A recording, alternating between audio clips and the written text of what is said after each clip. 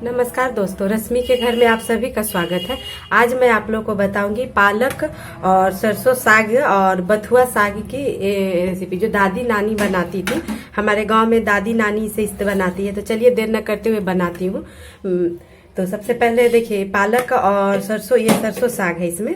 तो इसे मैं अच्छी तरह से चुन करके धो ली हूँ, जिससे इसके धूल मिट्टी है धुल जाएंगे। 5-6 पानी से अच्छी तरह से इसे धो लेना चाहिए। बथुआ साग को भी मैं अच्छी तरह से 5-6 पानी से धो ली हूँ। इसमें बहुत ज्यादा ही बारीक धूल मिट्टी होती है, इसलिए सागों को अच्छी तरह से धो लेनी चाहिए। उसके बाद क्या करेंगे, एक कुकर ले लेंगे। ये बहुत आसान भी है और आपको ना साग काटने का भी झंझट नहीं। और अगर चाहे तो आप काट के डाल सकती हैं, नहीं तो इसी तरह। उसके बाद क्या करेंगे, सारे साग को इसमें डाल देंगे। हमारे गांव में पहले दादी नानी से बनाती थी, तो लकड़ी के चूल्हे पर वो बनाती थी, तो बहुत टेस्टी बनती है ये साग और बहुत ही कम तेल उल में बनती है ये साग। तो चलिए सारे साग को मैं इसमें डाल देती हूँ। इस साग में अगर आप चाहे तो मैं तो सिर्फ इसमें पालक, बथुआ और सरसों साग डाली हूँ। अगर आपको कुसुम भी मिल जाती है, मूली के पत्ते भी मिल जाते हैं थोड़ी थोड़ी मात्रा में, तो आप डाल करके इसे बना सकती है। और ये भर, देखने में कुकर आपको लग रहा है कि बहुत ज्यादा भर गए, लेकिन इसे इस तरह से जात के रख देंगे तो ये नीचे जब ये साग पकेगी ना तो ये श्रिंक करके थोड़ी सी हो जाती है। देखिए इसे इस तरह से डाल देंगे। इसे इस तरह से हो गया ये। उसके बाद देखिए साग डाल के उसके बाद मैं क्या कर रही हूँ, ये हरी मिर्ची मैं 5-6 ले ली हूँ, इसे डाल दूंगी। ये सबको रफली काट करके डाल देना है। जब मिर्ची डाल देंगे तो इसमें मैं करीब 1 गांठ लहसुन की ले रही हूँ, तो इसे डाल दूंगी। अगर आपको कच्ची वाली हरी वाली लहसुन और लहसुन के पत्ते मिल जाए तो वो डालिएगा, उससे इसका टेस्ट बहुत अच्छा आता है। मेरे पास वो नहीं थी इसलिए मैं ये डाल दी हूँ। अब इसे चलिए वापस गैस पर इसे चढ़ा देंगे ढक करके।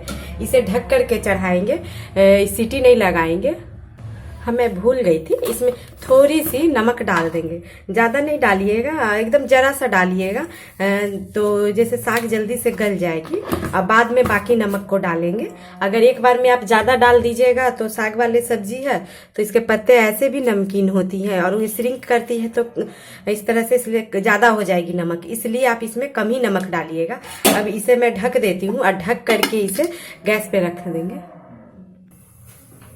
देखिए साग को अब मैं गैस पे इस तरह से पकने के लिए रख दी हूँ। इसमें सीटी नहीं लगाएंगे आप। और आँच को, गैस की आँच को ना आप मीडियम टू लो रखिएगा। अगर ज्यादा हाई फ्लेम पर कीजिएगा तो साग अगर पानी नहीं जल्दी छोड़ेगी तो आपके साग जल जाएंगे, इसलिए मीडियम टू लो पर ही रखिएगा। अब इसे पकने देते हैं। जब तक साग उबल रही है तब तक क्या करेंगे, गैस पर एक पैन रख देंगे, कोई भी आप रख सकते हैं। और उसमें मैं ना 2 चम्मच ये मक्के का आटा है मेरे पास। ये ना भुनी हुई मक्के, ये कच्चे मक्के होते हैं उसके आटे थे, तो उसे मैं 2 चम्मच रख दूंगी। और इसे मैं क्या करूंगी, मैं 2.5 चम्मच रख देती हूँ, अगर बच जाएगी तो मैं इसे रख लूंगी। और इसे मैं क्या करूंगी, बिल्कुल कम आंच पर ही इसे भूनूंगी। मेरे इधर गांव में तो मक्के को ही भून करके आटे तैयार किए जाते हैं, तो उसे ना भूनने की जरूरत नहीं पड़ती है। लेकिन मैं यहाँ मार्केट से लाई हूँ, तो ये कच्चे मक्के होती है, उसी को पीसा जाता है, तो इसलिए इसमें थोड़ा कच्चापन रहता है, इसलिए मैं इसे भून लेती हूँ। अब बिल्कुल लो आंच पर भून लेंगे, जिससे इसमें एक सौंधी सी खुशबू आएगी।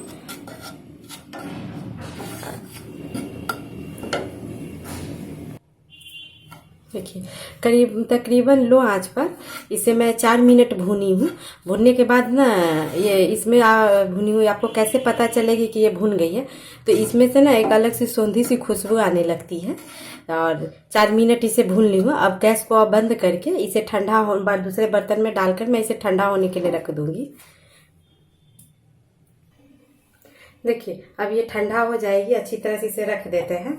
और साग को भी चेक कर लेते हैं कि साग हमारी हुई कि नहीं।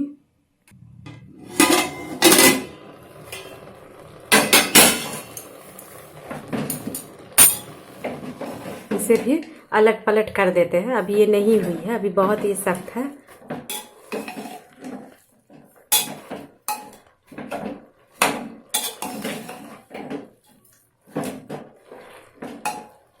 इसे वापस से अभी ढक करके रख देंगे पकने के लिए।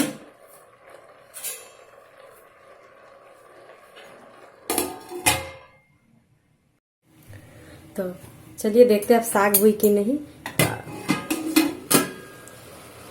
अब हमारी साग लगभग बन गई है। देखिए साग बन गई है, लगभग हो गई है, साग पक भी गई है, पानी छोड़ दी है।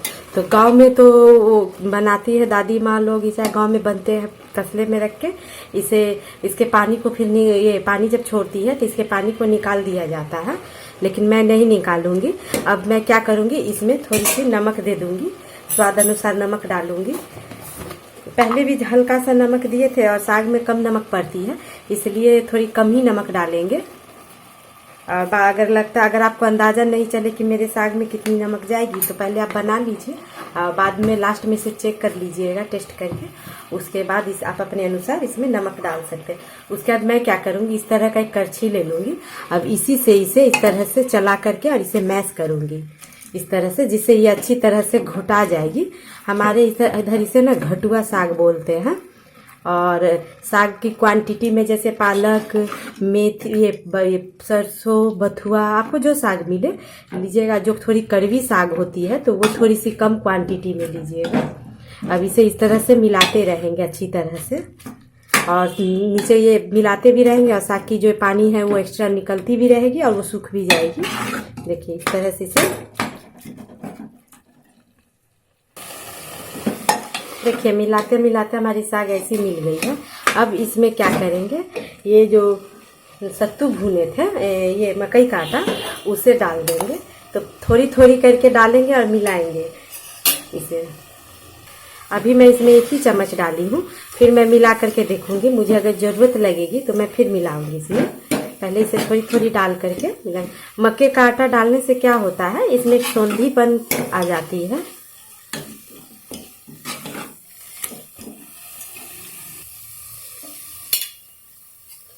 फिर मैं इसमें 1 चम्मच डालूंगी। इसे थोड़ी थोड़ी डाल करके मिलाइएगा। एक बार में ज़्यादा डाल दीजिएगा तो मक्के पक जाएंगे आटे, तो फिर एक जगह वो गुठलियों की तरह बन जाएगा। इस तरह से थोड़ी थोड़ी डाल करके मिलाते जाएंगे और इसे भूनते जाएंगे।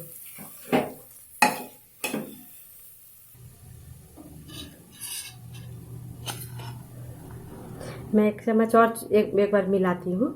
उसके बाद अब मुझे जरूरत नहीं पड़ेगी और मेरी ये इतने आटे बच गए हैं, तो इसे मैं ना रख दूंगी। मैं बाद में इसे यूज कर लूँगी, या तो मक्के की रोटी बनाऊंगी उसमें डाल दूंगी, या तो फिर बाद में फिर कभी साग बनाऊंगी तो उसमें मैं इसे डाल करके यूज कर लूँगी। फिर इसे भी मिला देना है।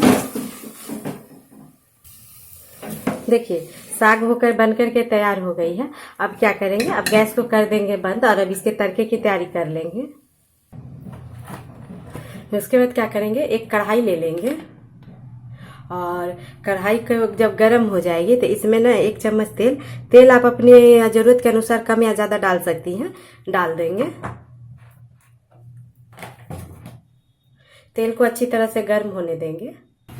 तेल जब गर्म हो जाएगी तो इसमें थोड़ी सी जीरा डाल देंगे और जीरे को अच्छी तरह से चटकने देंगे। करीब मैं आधी चम्मच डाली हूँ फोरन के लिए, और इसके छौंक लगाने हैं हमें अभी।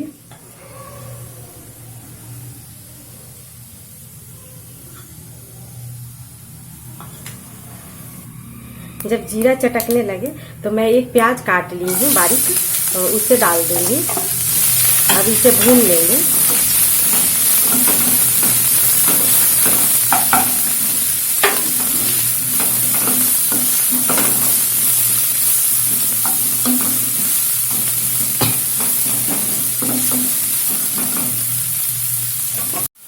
जब प्याज आप भून जाएगी देखिए इस तरह से, तो उसके बाद क्या करेंगे, ये साग को इसमें डाल देंगे, इसे छौंक लगा देंगे। अगर आप चाहें तो इसे बिना छौंक लगाए भी खा सकती हैं, तो भी ये बहुत टेस्टी लगती है। ये बिना तेल की भी अच्छी लगती है खाने में। बस इसमें हरी मिर्ची काट करके मिला लीजिए और आप खा सकते हैं बिना छौंक लगाए भी। देखिए इसे अच्छी तरह से मिला लेंगे।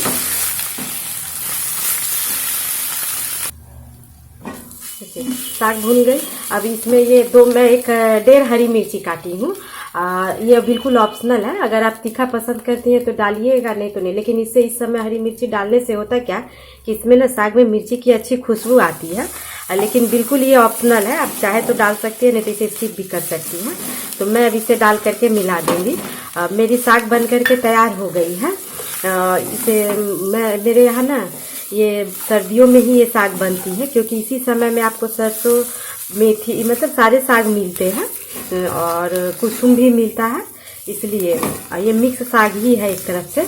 और मेरा ये बनाने का तरीका आपको कैसा लगा मुझे ये ज़रूर बताइएगा, और एक बार आप भी इसे बना करके देखिएगा और मुझे कमेंट करके बताइएगा कि आपसे ये कैसी बनी। और ठीक है, तो मिलते हैं फिर किसी एक नई वीडियो में, एक नई रेसिपी के साथ। वीडियो देखने के लिए थैंक यू।